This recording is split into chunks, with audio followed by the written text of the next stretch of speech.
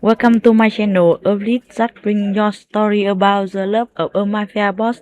Now let's listen. The marble floors gleamed under my worn sneakers, each squeak echoing through the cavernous penthouse like an accusation. I pressed my palm against the cool surface of the kitchen island, steadying myself as exhaustion pulled at my bones. 3 jobs. 3 different worlds I moved through like a ghost, invisible until someone needed their trash taken out or their floors scrubbed clean. This job, paid better than the others combined. The penthouse occupied the entire top floor of the building, floor-to-ceiling windows offering a view of the city that made my stomach drop every time I looked. I didn't belong in places like this. The art on the walls probably cost more than I'd earn in a lifetime. The furniture was the kind you were afraid to touch, all sharp angles and expensive leather that smelled like wealth and danger. I'd been cleaning here for 2 weeks, and I still hadn't met the owner. The agency had been explicit: arrive at 6 in the morning, leave by noon, never deviate from the schedule, don't touch anything personal, don't open closed doors, don't ask questions. The pay was deposited directly into my account every Friday. More money than I'd ever seen for honest work. Too good to be true, my mother would have said. But I needed it. Needed it more than air. I moved through the rooms methodically, the way I'd been taught. Dust the surfaces, vacuum the carpets. Change the sheets on the massive bed that looked like it had never been slept in. Everything pristine, everything perfect, everything cold. The bathroom alone was larger than the studio apartment I shared with 2 other girls. Black marble, gold fixtures, a shower with so many jets it looked like something from a spaceship. I cleaned it carefully, my reflection fragmenting in the spotless mirrors, dark circles under my eyes, hair pulled back in a messy bun, uniform hanging loose on my frame. When had I last eaten a real meal? I was spraying the mirrors when I felt it, that prickling sensation at the base of my neck, the awareness that comes from being watched. I froze, my breath catching. The penthouse was supposed to be empty. It was always empty. I turned slowly, my heart hammering against my ribs. But the doorway behind me revealed nothing but the hallway stretching into shadow.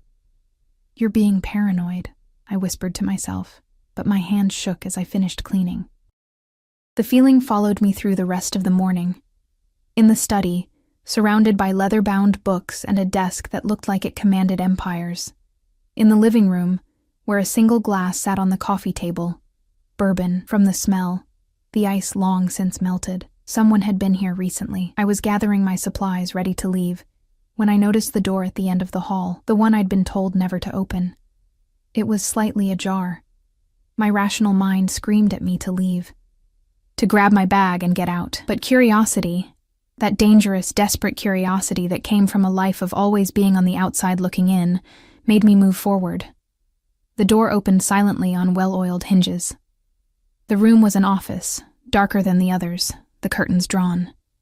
But it was what lined the walls that made my blood turn to ice. Screens, dozens of them, covering every inch of the space in a mosaic of surveillance, and every single one showed the penthouse, the kitchen, the living room, the bedroom, the bathroom, angles I'd never noticed, cameras I'd never seen. I watched myself on the screens, recorded footage playing on a loop, cleaning, moving through rooms. My face caught in high definition as I'd stood in front of the bathroom mirror that morning, touching the dark circles under my eyes with a sadness I thought no one else could see. My stomach lurched. "Jesus Christ," I breathed, stepping back. That's when I heard it. The soft ding of the private elevator, the one that opened directly into the penthouse. Someone was here. Panic flooded through me, sharp and chemical. I ran from the office, trying to close the door silently, but my hands were shaking too hard. It clicked shut, just as footsteps echoed across the marble. Heavy, measured, male. I pressed myself against the wall, my heart threatening to break through my ribs. I shouldn't be here. I was supposed to be gone by noon. It was 11:47. "Sir, the reports from the Eastern District..." "Not now." The voice cut through the air like a blade. Deep, accented, the kind of voice that made people obey without question. I held my breath. More footsteps. Multiple people. I could hear them moving through the space. The murmur of conversation too low to make out words. My muscles screamed at me to stay still, to become part of the wall, invisible like I'd learned to be my whole life. Leave the files on my desk, everyone out. The footsteps retreated. The elevator dinged again. Silence. I counted to 60, then to 60 again. My legs were cramping, my body protesting the unnatural stillness. Slowly, carefully, I peeled myself away from the wall and moved toward the hallway that led to the service entrance. I'd almost made it when he appeared. He stepped out of the study like he'd materialized from shadow itself, and the sight of him struck me with physical force. Young. Younger than I'd expected. Maybe early 30s, with dark hair pushed back from a face that belonged on magazine covers, all sharp angles and dangerous beauty. He wore a black suit that probably cost more than my yearly rent, the jacket open over a white shirt that made his olive skin glow. But it was his eyes that froze me in place. Dark. Fathomless. Ancient in a young face, the eyes of someone who'd seen things that would break most people. He looked at me, and I felt stripped bare, exposed. Like he could see every secret I'd ever kept, every fear that woke me at 3 a.m, every desperate prayer I'd whispered into the dark. You're still here. Not a question. An observation. My mouth opened, but no sound came out. He moved closer, and I noticed details I'd missed in my panic. The way he carried himself, loose and relaxed, but with a coiled readiness that suggested violence was always an option. The expensive watch on his wrist. The faint scar that cut through his left eyebrow. The way everyone else had left immediately when he'd commanded it. I'm sorry, I finally managed. I was just finishing. I'll go... What's your name? The question stopped me mid-turn. I looked back at him, confused. It should be in the agency files. I'm asking you. The weight in those 3 words, the expectation of obedience. Emma, I whispered. Emma Santos.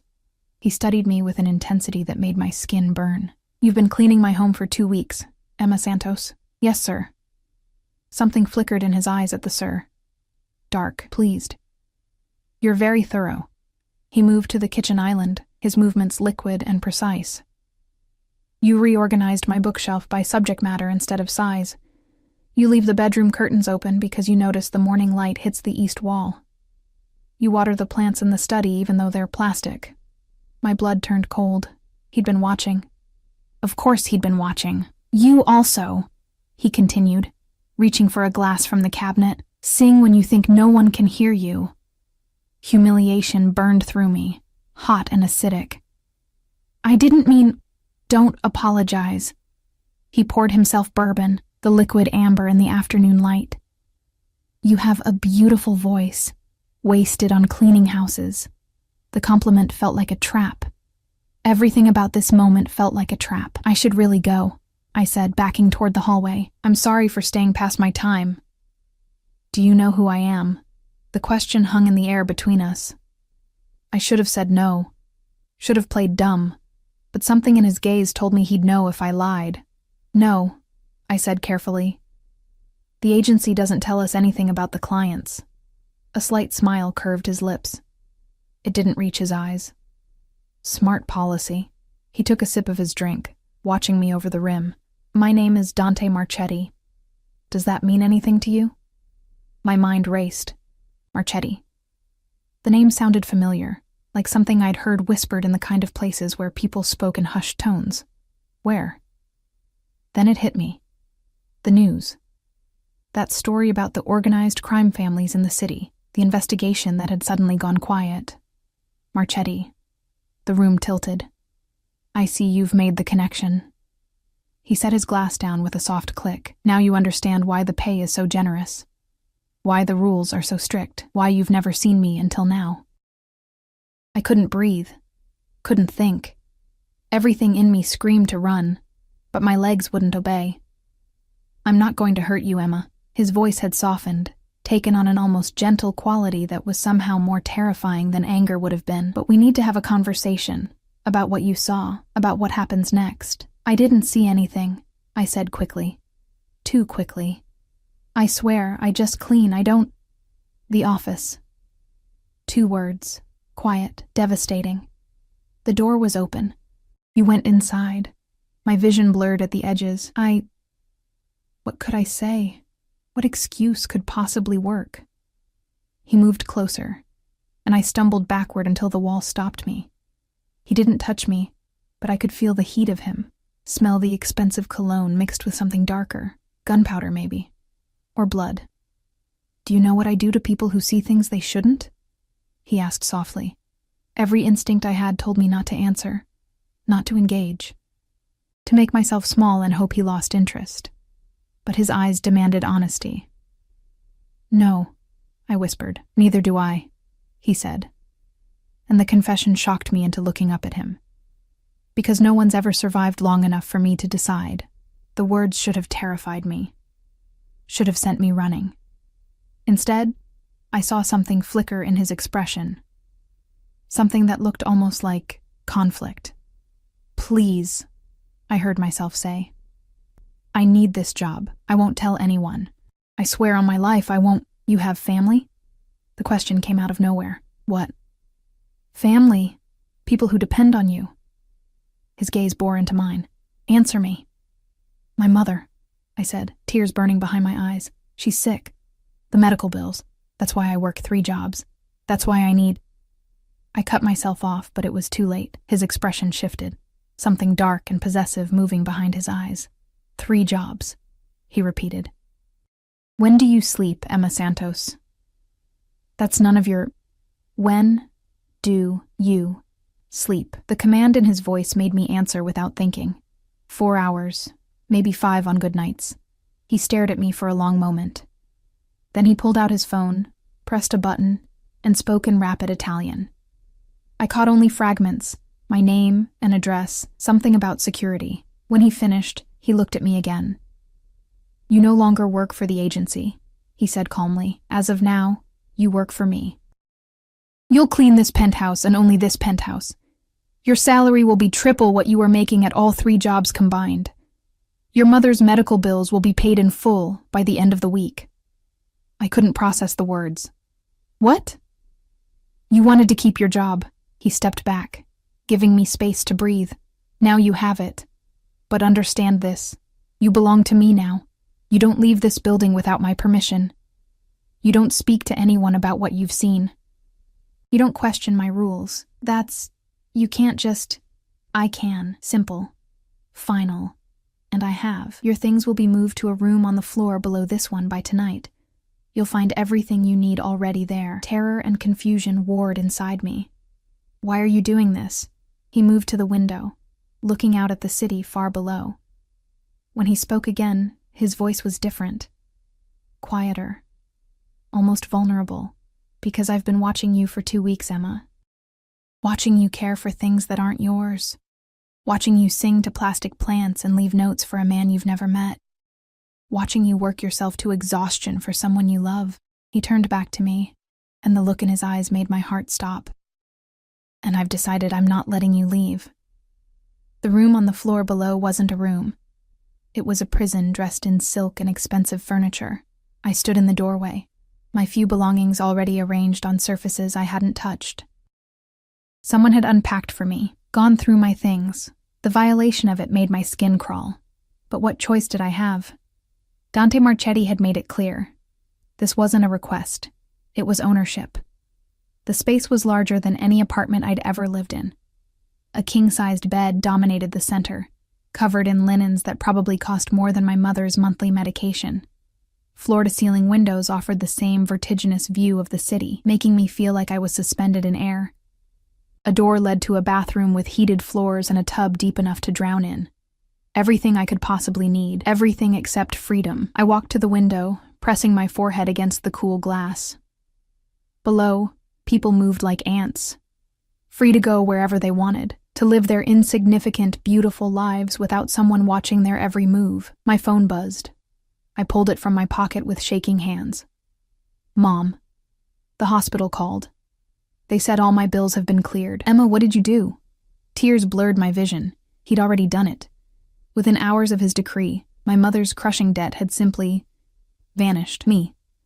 Don't worry about it. Everything's fine. I got a better job. Mom. Are you safe? The question sat on my screen, unanswered. Was I safe? I was trapped 40 floors above the ground with a man who commanded criminal empires. A man who'd installed cameras throughout his home to watch me without my knowledge. A man whose eyes held the kind of darkness that swallowed light. Me. Yes. I love you. I couldn't tell her the truth.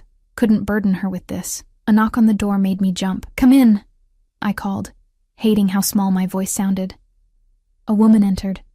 50s, severe expression, dressed in black like she was attending a funeral. She carried a garment bag and a tablet.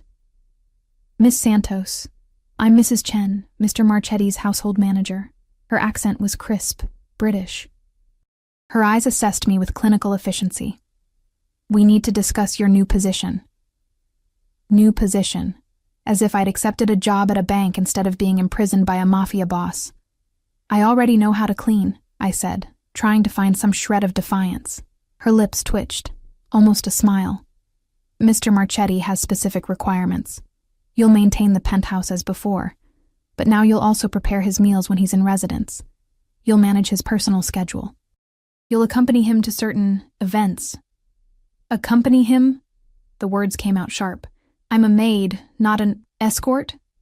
Mrs. Chen's eyebrow arched. No, you're not. But Mr. Marchetti moves in circles where appearances matter. He'll need someone by his side who appears appropriate. She opened the garment bag, revealing a dress that made my breath catch. Deep emerald silk that shimmered in the light, cut in a way that suggested elegance rather than provocation. This is for tomorrow evening. There's a charity gala at the Metropolitan Museum. You'll attend with Mr. Marchetti. I don't know how to... I've never been to anything like that. You'll learn. She set the dress on the bed with careful precision. A stylist will arrive at 3 to prepare you. Don't eat anything heavy. The dress is tailored to your exact measurements. Of course it was. He'd been watching me long enough to know every curve, every angle of my body. What if I refuse? Mrs. Chen looked at me for a long moment. When she spoke, her voice had softened slightly. Then Mr. Marchetti will be disappointed. And trust me, Miss Santos, you don't want to disappoint him. She left, and I was alone with the dress and the weight of my new reality. The next day crawled by with agonizing slowness. I cleaned the penthouse as instructed, but everything felt different now. Every surface I touched felt like it was touching me back. Every mirror reflected not just my image, but the knowledge that he was watching. Always watching. I found myself performing for the cameras, moving with more grace, taking extra care with tasks I used to rush through, singing softly as I worked, remembering his words. You have a beautiful voice, hating myself for wanting to please him. At 3 o'clock exactly, the elevator dinged. A team of people emerged like an invasion force. Hairstylists, makeup artists, a woman with a rolling rack of shoes. They descended on me with professional efficiency, transforming me from invisible maid to something else entirely. The woman doing my hair spoke in rapid French to her assistant. The makeup artist studied my face like it was a canvas requiring restoration. They worked in synchronized silence, occasionally tilting my chin or turning my head, never asking what I wanted. I wasn't a person to them. I was a project. 2 hours later, I stared at my reflection and didn't recognize myself. The dress fit like it had been painted on, the emerald silk making my skin glow. My dark hair had been swept into an elegant updo, a few tendrils left loose to frame my face. The makeup was subtle, but transformative. My eyes looked larger, my cheekbones more pronounced, my lips fuller. I looked like I belonged in Dante Marchetti's world. The thought made me sick. Mr. Marchetti is waiting in the penthouse, Mrs. Chen announced, appearing in the doorway. Remember, smile when appropriate, speak when spoken to, and stay by his side at all times. I'm not a child, I snapped. Her expression didn't change. No, you're something far more valuable to him. Act accordingly. The elevator ride to the penthouse felt like ascending to my execution. My heart hammered against my ribs, the heels they'd given me clicking against the floor, with each nervous shift of weight. The doors opened. Dante stood by the windows, his back to me, silhouetted against the dying light. He wore a tuxedo that made him look like danger wrapped in civilization. All clean lines and barely contained power. He turned, and the look in his eyes when he saw me made my breath catch. Emma. My name on his lips sounded like a prayer. Or a curse. He crossed the space between us in 3 strides, moving with that predatory grace that made every nerve in my body sing warning. He stopped close enough that I could smell his cologne, something dark and expensive that made my head swim. You look. He reached out, his fingers hovering near my face, but not quite touching. Perfect. I look like someone I'm not, I said, hating how my voice shook. No. His hand dropped. You look like who you've always been. I just gave you the clothes to match. Before I could respond, he offered his arm. We need to leave. The car is waiting. I stared at his arm like it was a snake. And if I don't go, then I'll carry you. Simple. Matter of fact. But I'd rather you walked. It'll be less embarrassing for both of us. I took his arm because I had no choice. Because my mother's health depended on his money. Because 40 floors was a long way to fall. The elevator descended, and I felt like I was sinking into deep water. The garage was vast and shadowy, filled with cars that cost more than houses. A black Mercedes waited near the elevator, gleaming under harsh lights. 2 men in dark suits flanked it, massive, expressionless, the kind of men whose job description included violence. One opened the back door. Dante guided me inside with a hand at the small of my back, his touch burning through the silk. The interior smelled like leather and danger. Dante slid in beside me, too close, his thigh pressing against mine. The door closed with a solid thunk that sounded like a cell locking. We pulled out of the garage and the city swallowed us. You're frightened, Dante observed, his voice quiet in the intimate space. You kidnapped me. I think that's a reasonable response. A slight smile curved his lips. I prefer to think of it as aggressive employment. Most employers don't install cameras to watch their staff. The smile vanished. He turned to face me fully, and the intensity in his gaze made me press back against the seat. Those cameras weren't for security, Emma. They were for you. My breath caught. What? The first day you came to clean, I happened to be home, working in my office. I saw you on the monitors, this small exhausted girl who sang to plants and left notes thanking me for the honor of cleaning my toilet. His laugh was bitter. Do you know what it's like to watch someone find joy in the smallest things? To see genuine kindness in a world that's forgotten what that means, so you decided to trap me? I decided to keep you. His hand moved to my face, fingers tracing my cheekbone with devastating gentleness, because in 2 weeks, you became the only real thing in my life.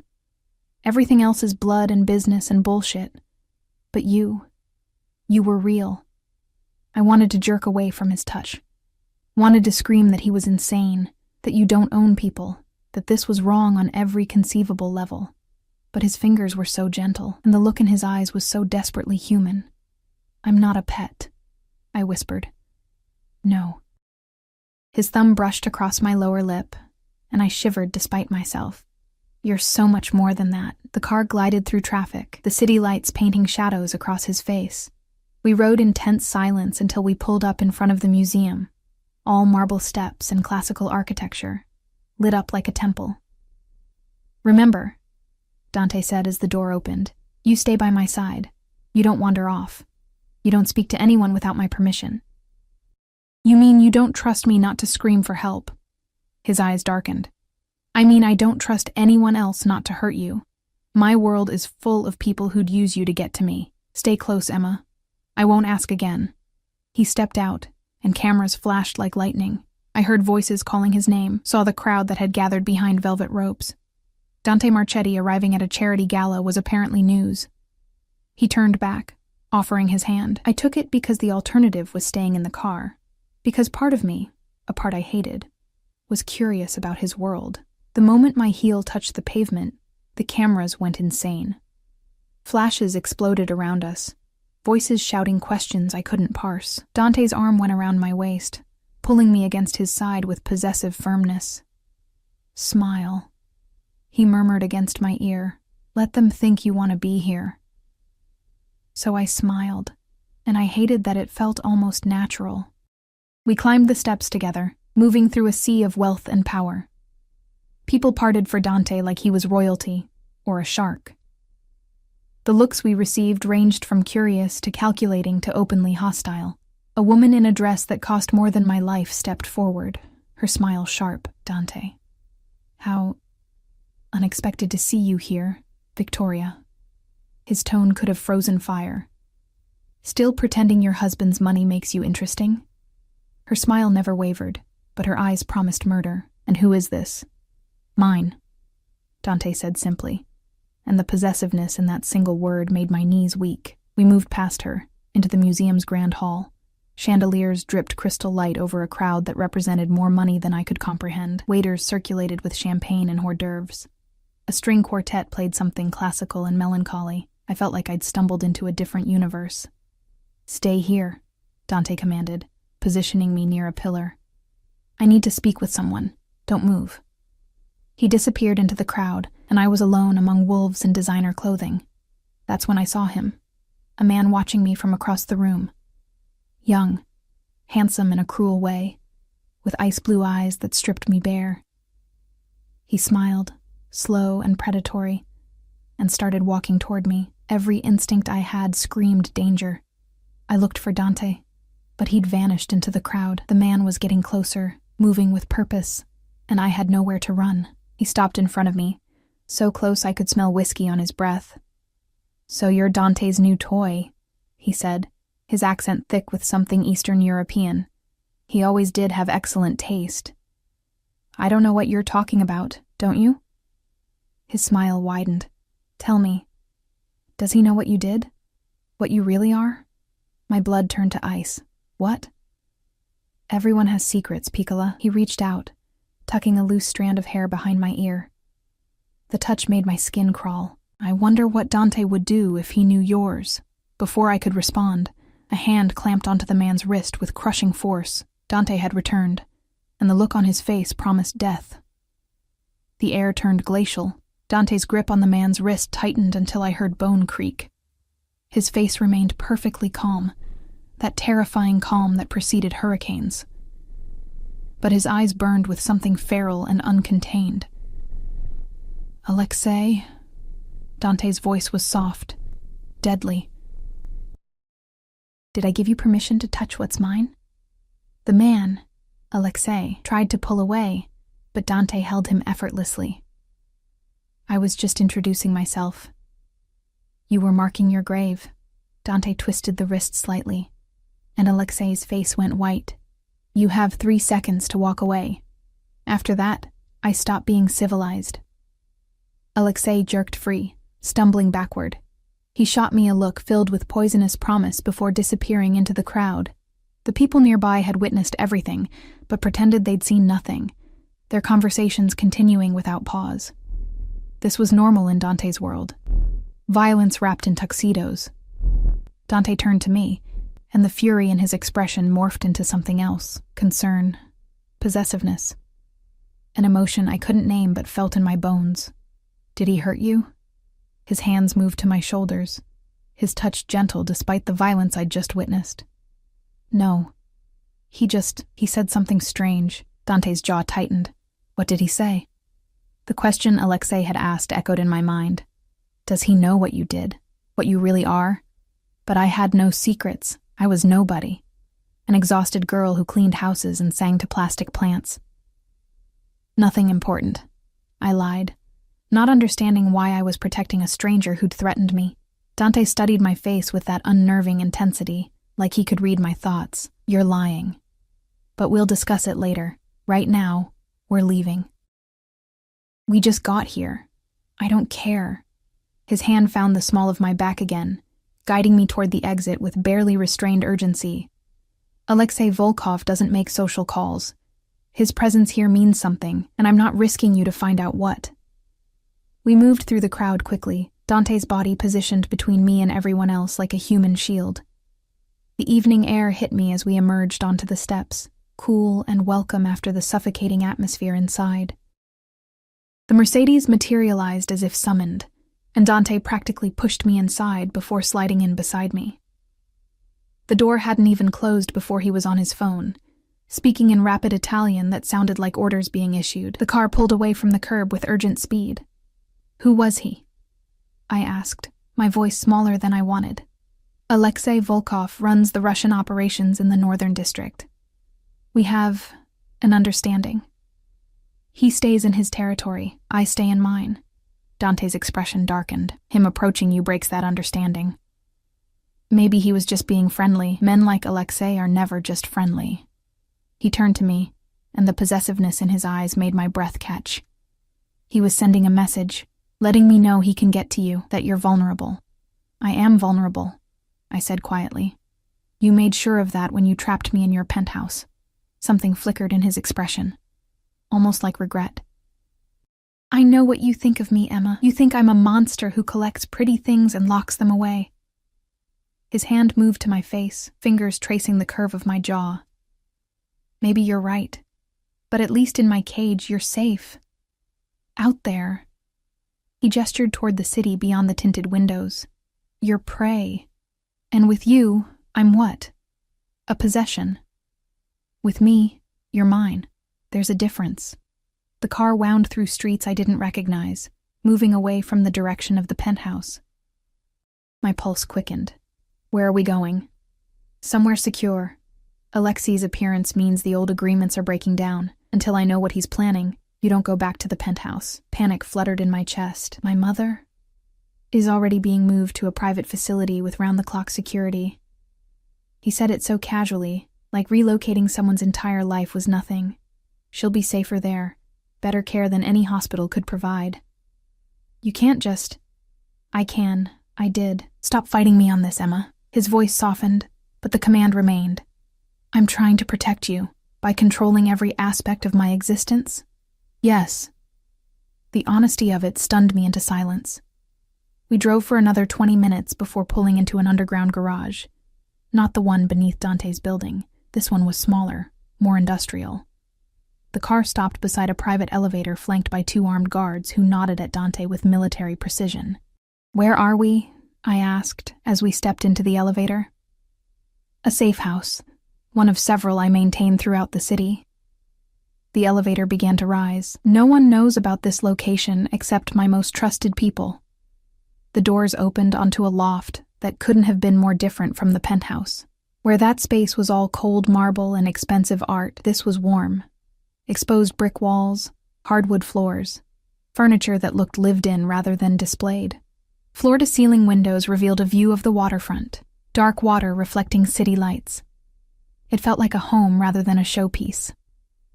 "There's food in the kitchen, clothes in the bedroom," Dante said, shrugging off his jacket and draping it over a chair.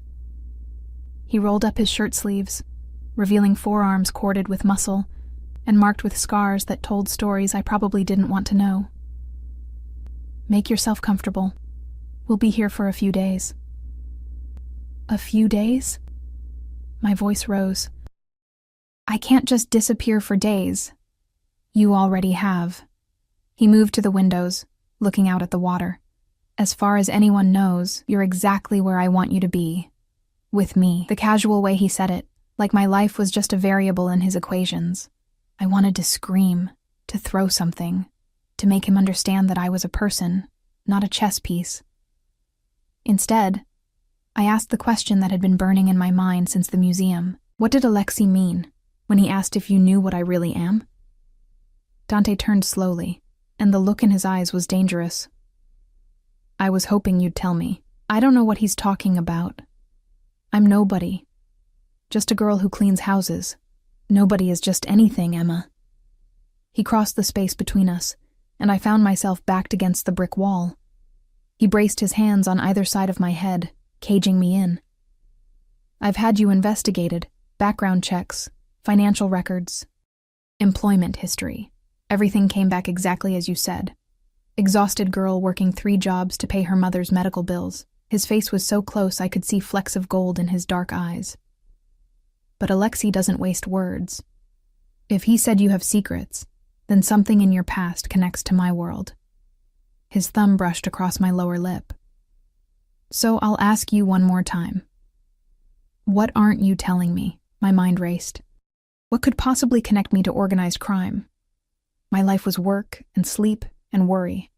There was nothing. Wait. A memory surfaced, hazy and half forgotten, 6 months ago. A man who'd come to our apartment looking for my roommate, Sarah. He'd been nervous, insistent, had left a package and begged Sarah to hold it for a few days. She'd refused, kicked him out. But what if she hadn't? What if that package had something to do with...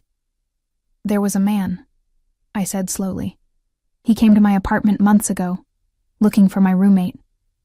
He wanted her to hold something for him. She refused. Dante's eyes sharpened. What kind of package? I don't know. She threw him out before I could see. It was probably nothing. What was your roommate's name? Sarah Chen. But she moved out weeks ago. I haven't heard from her since. Something dark passed over Dante's face. He pulled out his phone, dialed, spoke in clipped Italian. I caught a name. Sarah Chen. Repeated several times with increasing urgency. He hung up and looked at me with an expression I couldn't read. Sarah Chen was found dead 3 days ago in the river. Execution style. The room tilted. What? The man who came to your apartment. Did you get a good look at him? Yes. Dark hair. Scar on his cheek. He had an accent. Eastern European, I think. Shit. Dante dragged a hand through his hair, his composure cracking. He was one of Alexi's runners. If he approached Sarah, if he left something at your apartment... But she refused. She didn't take anything. Alexei doesn't know that. His hands gripped my shoulders. He thinks you have whatever his runner was trying to hide.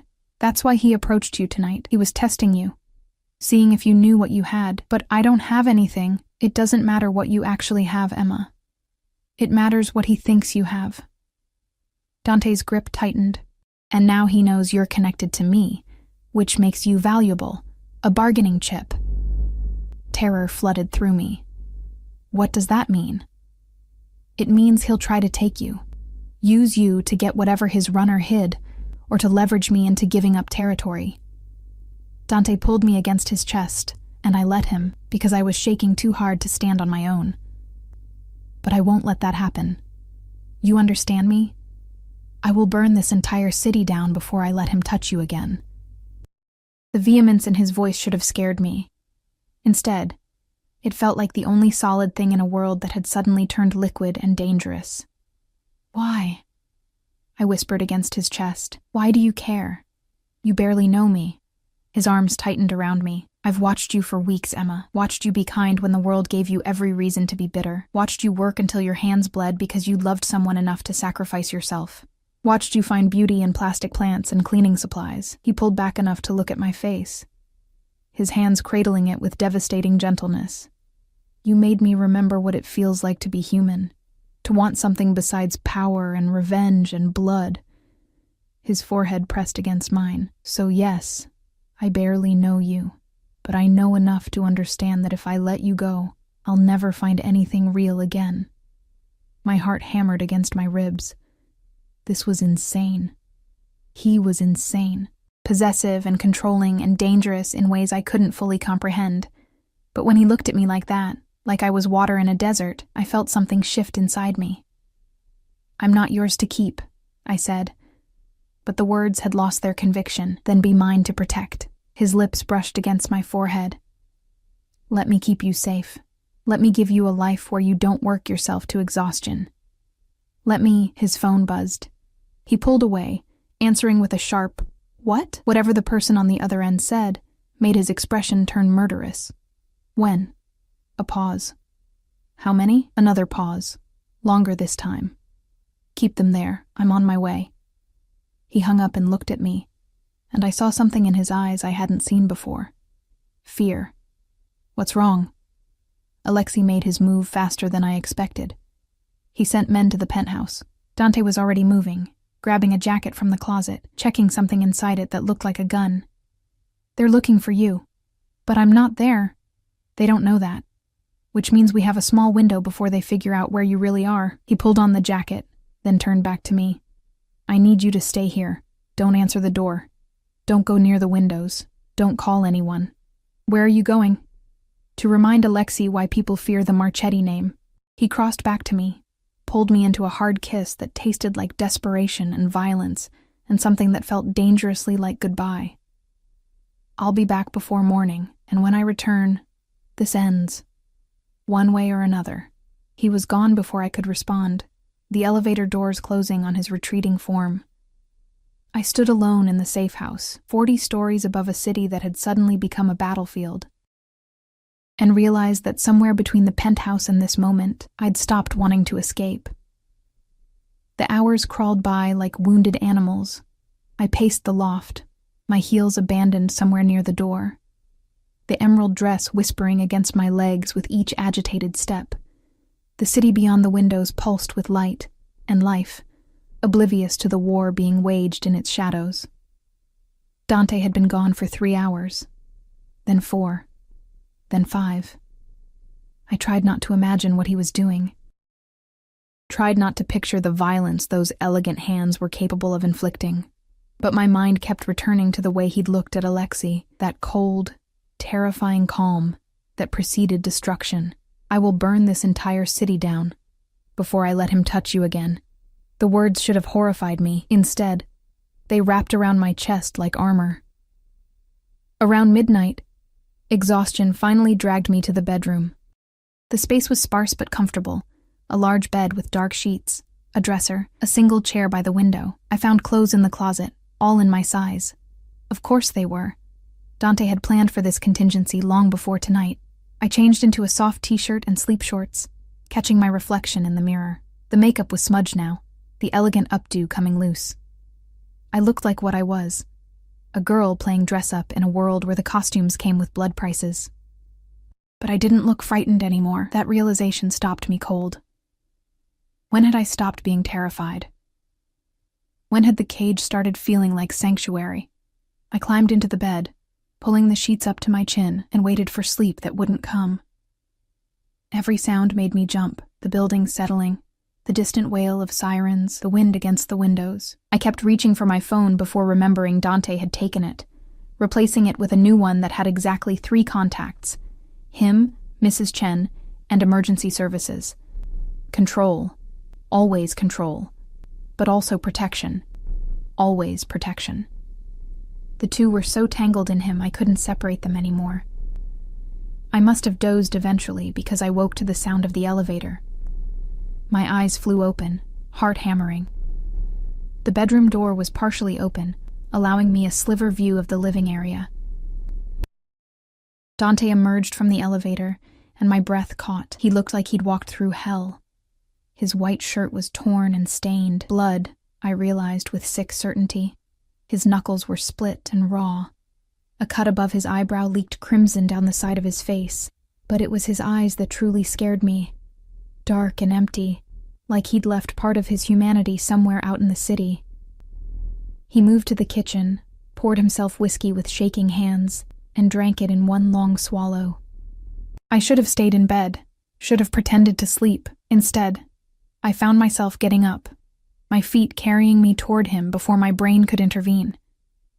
He heard me approach and turned, his expression shifting from that terrible emptiness to something raw and vulnerable when he saw me. Emma. My name sounded broken in his mouth. You should be asleep. You're hurt. It's not my blood. He set the glass down carefully, like he didn't trust his hands. Most of it, anyway.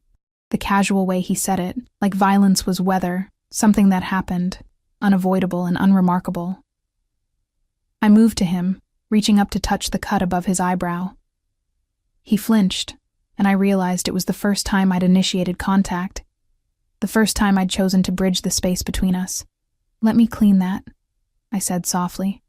He stared at me for a long moment, something like wonder crossing his face. Then he nodded. I found a first aid kit under the bathroom sink. Of course there was a first aid kit, because Dante planned for everything. I wet a cloth with warm water and returned to find him sitting on the couch, his head tilted back, eyes closed. He looked younger like this, almost vulnerable.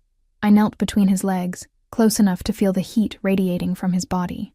When I touched the cloth to his forehead, his eyes opened, and the intensity in them made my hands tremble. "Tell me what happened," I whispered as I cleaned the blood away. Alexei had 12 men at the penthouse. I had 20 waiting. His voice was flat, emotionless. "It wasn't a fair fight. Did you kill them?" "Some.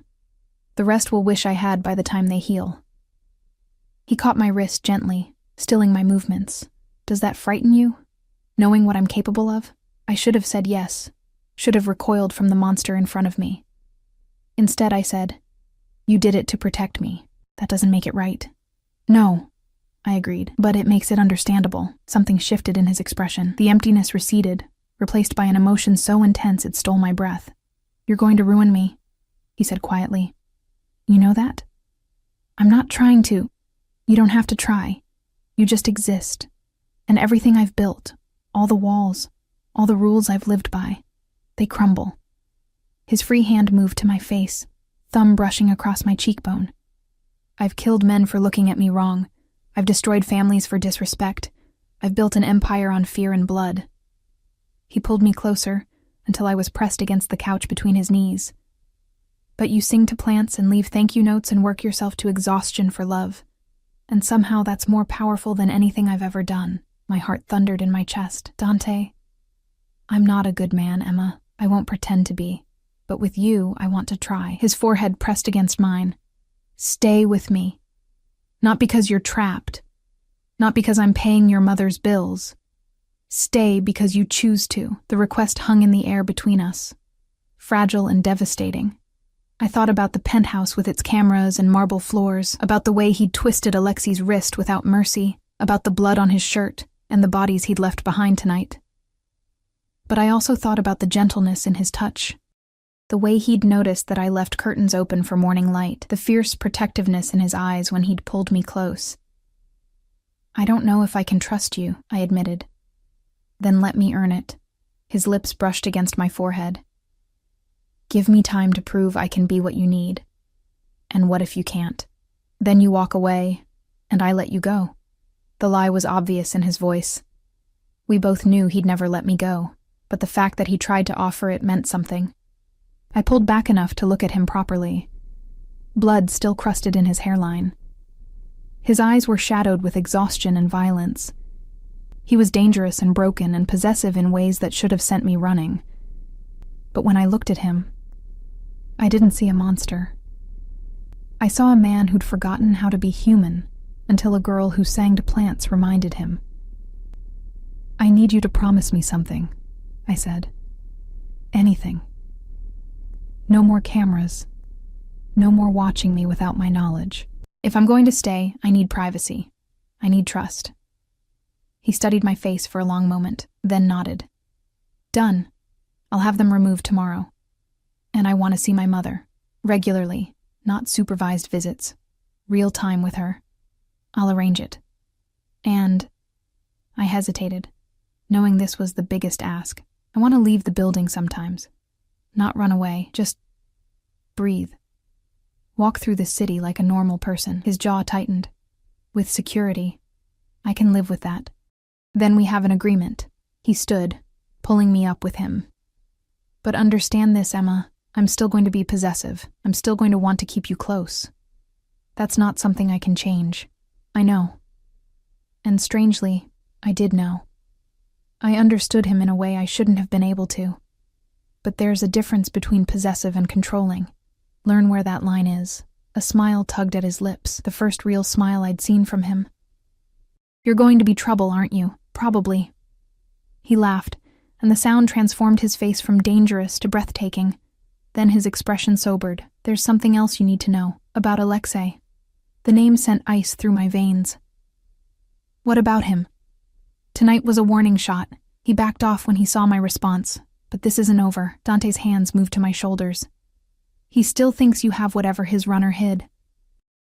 Until we find it, or prove it doesn't exist, you're a target. Then we find it." "We?" "You said I was yours to protect." I lifted my chin, channeling a courage I didn't entirely feel. "That means you're mine to help, so yes. We." The possessiveness that flared in his eyes should have scared me. Instead, it made me feel powerful. Tomorrow, he said, we go back to your old apartment, see if Sarah left anything behind. But tonight, he pulled me against his chest, wrapping his arms around me with careful desperation. Tonight I just need to hold you, to remember why I burned half the city. I let him hold me, my ear pressed against his heartbeat, strong and steady despite everything. Tell me about the cameras, I said quietly. When did you start watching? The first day. His voice rumbled through his chest. You were cleaning the study and you found a photo on my desk, my mother, from when I was young. You straightened it so carefully, adjusted the angle so the light hit it better. Then you smiled at it, this small, sad smile, and whispered she was beautiful. I remembered that photo, a striking woman with dark hair and kind eyes. In that moment, I saw something I hadn't seen in years. Compassion without agenda, kindness without expecting reward. His arms tightened around me. I had the cameras installed that afternoon. I told myself it was for security. But really, I just wanted to see if that moment was real. If you were real. And you sang to plastic plants, Emma. You were the most real thing I'd ever encountered. We stood like that for a long time. Two broken people clinging to each other in the darkness. Outside, the city continued its oblivious dance. But in here, in this moment, the world had narrowed to just us. Come to bed, Dante said finally. You need sleep. I won't be able to sleep. Then let me hold you. He led me back to the bedroom, and we lay down together on top of the covers. He pulled me against his chest, one arm wrapped protectively around my waist. I could smell blood and gunpowder and expensive cologne, the scent of Dante's world. Emma? Thank you. For what? For not running when you had the chance. For cleaning my wounds. For giving me a reason to be better than what I am. I turned in his arms to face him. In the dim light from the windows, his features were softened, the dangerous edge temporarily dulled. I'm not your redemption, Dante. That's not fair to either of us, I know. He tucked a strand of hair behind my ear. But maybe you can be my reason. That's enough. I didn't know what to say to that, so I kissed him instead. It was gentle, tentative. A question rather than a demand. His lips were soft against mine, tasting of whiskey and violence and something sweeter. He responded carefully, like I was made of glass, his hand cradling the back of my head with devastating tenderness. When we pulled apart, his eyes were dark with something that looked like reverence. Sleep. He commanded softly. I'll keep watch. You need sleep too. I'll sleep when I know you're safe. His thumb traced circles on my hip. Rest, Emma. I've got you. And somehow, impossibly, I believed him. I closed my eyes and let the exhaustion take me, wrapped in the arms of a monster who'd decided to be human, just for me. Morning arrived with pale light filtering through the windows, painting the loft in shades of gold and shadow. I woke to find Dante still beside me, his arm heavy across my waist, his breathing deep and even. Sleep had softened the harsh lines of his face, making him look almost peaceful, almost normal. I studied him in the quiet dawn. The scar through his eyebrow, the sharp angle of his jaw, the dark lashes that rested against his cheeks. In sleep, he looked less like a crime lord and more like just a man, tired, human. Beautiful in a way that made my chest ache. His eyes opened suddenly, catching me watching. A slow smile curved his lips. See something you like? Heat flooded my face. I was just... Don't. He pulled me closer, nuzzling against my neck. Don't apologize for looking at me like that. I've waited weeks to see that expression on your face. What expression? Like maybe I'm not a monster after all. Before I could respond, his phone buzzed on the nightstand. The sound shattered the intimate moment like a gunshot. Dante's entire demeanor shifted, the softness vanishing, replaced by the cold efficiency I recognized from before. He answered in clipped Italian, his expression darkening with each passing second. When he hung up, he looked at me with grim determination. They found something at your apartment. We need to go, now. 30 minutes later, We pulled up outside the rundown building I'd called home for the past 2 years. It looked smaller than I remembered, dingier. The paint peeling, the front steps cracked and uneven. Had it always been this depressing?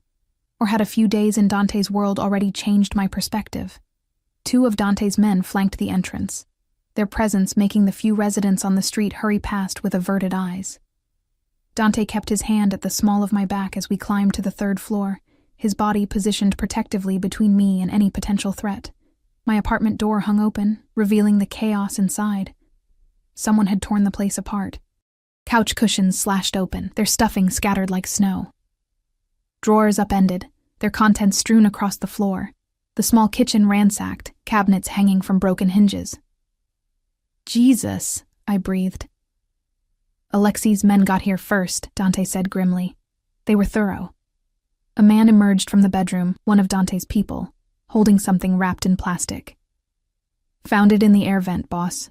Exactly where you thought it'd be. Dante took the package, unwrapping it carefully. Inside was a small external hard drive, innocuous looking except for the Cyrillic characters scratched into its casing.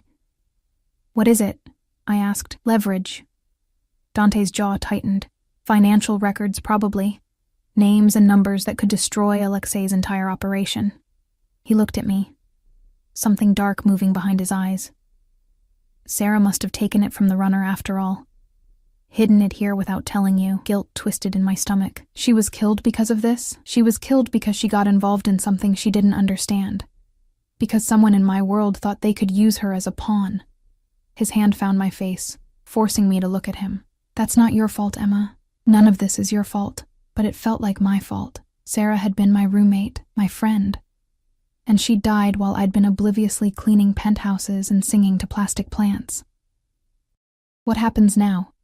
Dante's expression hardened into something ruthless and final. Now I end this, once and for all. The meeting was set for neutral ground. An abandoned warehouse on the waterfront that reeked of rust and old fish.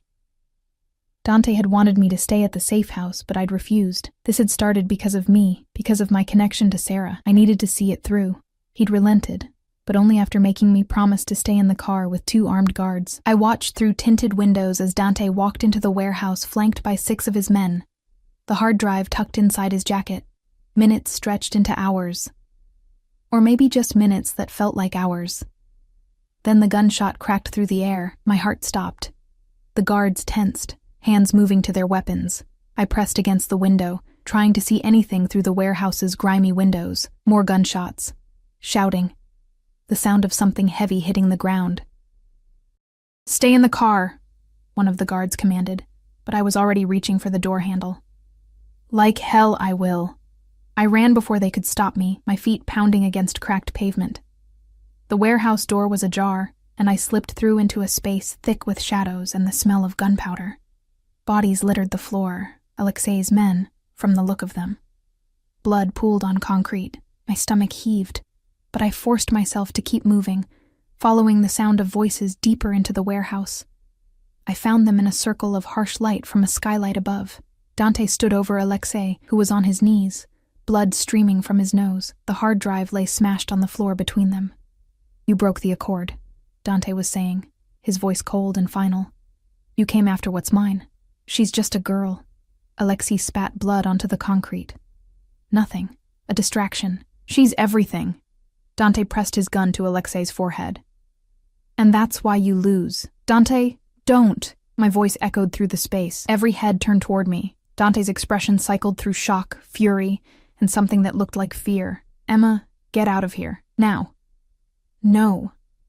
I walked forward on shaking legs, past the bodies, past the blood, until I stood at the edge of their circle. Don't kill him. He tried to take you.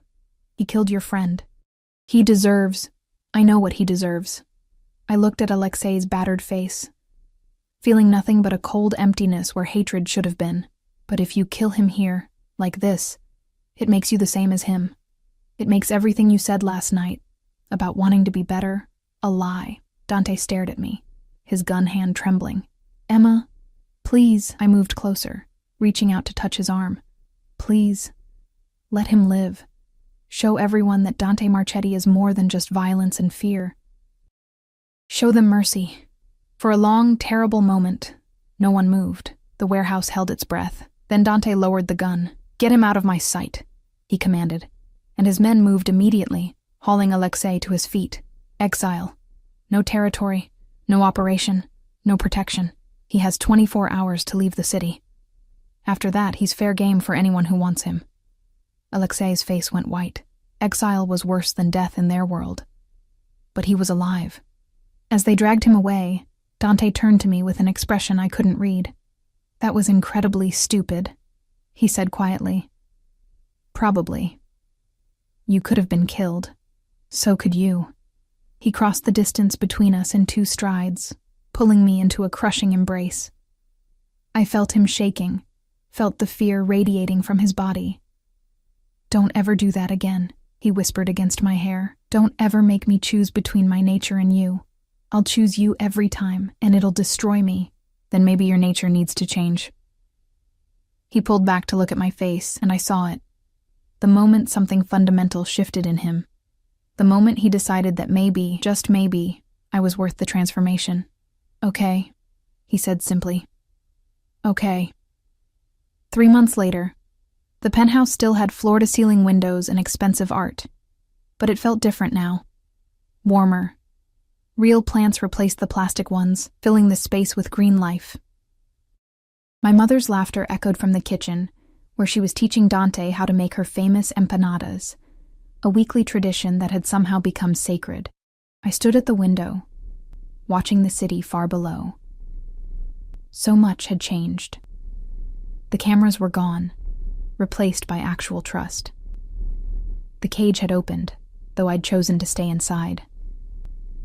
Dante still ran his empire, but he'd started pulling back from the worst of it, delegating, legitimizing, transforming blood money into something cleaner. It was slow work, hard work, but he was trying. For me. For us. For the future we were carefully building. Arms wrapped around me from behind, and I leaned back into Dante's warmth. "Your mother says I'm hopeless in the kitchen," he murmured against my neck. "You are hopeless in the kitchen. Good thing I have other skills." I turned in his arms, looking up at the man who'd watched me through cameras and decided to keep me. The man who'd learned to show mercy because I'd asked him to. The man who'd chosen to be better than his nature. "I love you," I said, the words still feeling new and fragile on my tongue. His eyes darkened with emotion. "Say it again." "I love you, Dante Marchetti. I love you despite everything you are, and because of everything you're trying to become." He kissed me then, deep and claiming and full of promises we were both still learning to keep. When we pulled apart, I saw tears gleaming in his eyes. "I watched you through cameras because I was too broken to approach you like a normal man," he said quietly. "I trapped you because I was too possessive to risk losing you. I almost killed for you because violence was all I knew." His hands framed my face with that devastating gentleness I'd come to crave. "But you taught me a different way. You taught me that real strength isn't in control. It's in trust. That real power isn't in fear. It's in choice. That real love isn't about possession. It's about partnership." "We still have a long way to go," I reminded him. "I know." He pressed his forehead to mine, "But I'd walk through fire to get there, as long as you're beside me." From the kitchen, my mother called out that dinner was ready. Dante took my hand, lacing our fingers together, a simple gesture that still made my heart skip. As we walked toward the sound of her voice, toward the smell of home cooking and the promise of a normal evening, I realized something profound. I'd come here as a maid who sang to plants and left thank you notes. I'd been trapped by a man who watched me through cameras and thought possession was love. I'd been terrified and desperate and convinced I'd never escape. But somewhere along the way, the cage had become a choice. The monster had become a man. And I discovered that freedom wasn't about having no walls. It was about choosing which walls to keep. Dante would always be possessive, would always want me close, would always struggle with the violent instincts bred into him by his world. But he was trying. Every day he tried, and that was enough. That evening, we sat around the table. Me, Dante, and my mother. We ate empanadas and laughed at Dante's terrible cooking skills, and talked about plans for the future. It was normal and domestic, and everything I'd never thought I'd have. Later, after my mother had retired to her room in the penthouse's guest wing, Dante and I stood on the balcony, the city glittering below us like fallen stars. "Do you ever regret it?" he asked quietly. "Staying?" I thought about the question seriously. Thought about the life I'd had before, the exhaustion, the invisibility, the grinding poverty. Then I thought about what I had now: security, purpose, love that burned fierce and protective. "No," I said honestly, "but ask me again tomorrow." He laughed, pulling me close. "I'll ask you every day for the rest of our lives, and every day I'll work to deserve the answer you just gave." The wind picked up, carrying the scent of the river and the city and the life we were building together. Somewhere in the distance, sirens wailed. Somewhere below, people moved through their ordinary lives. But up here, in this moment, we were suspended between earth and sky, between what we'd been and what we were becoming. I turned in his arms to face him. This beautiful, broken man who'd installed cameras to watch his maid and found love instead. "Take me to bed," I said softly. And this time, no watching through screens. Just us. His smile was radiant. "Just us," he agreed. And as we moved inside, leaving the city lights behind, I realized that home wasn't a place or a cage or a penthouse floating above the world. Home was wherever Dante held me like I was something precious. Home was the choice we made every day to stay. Home was us.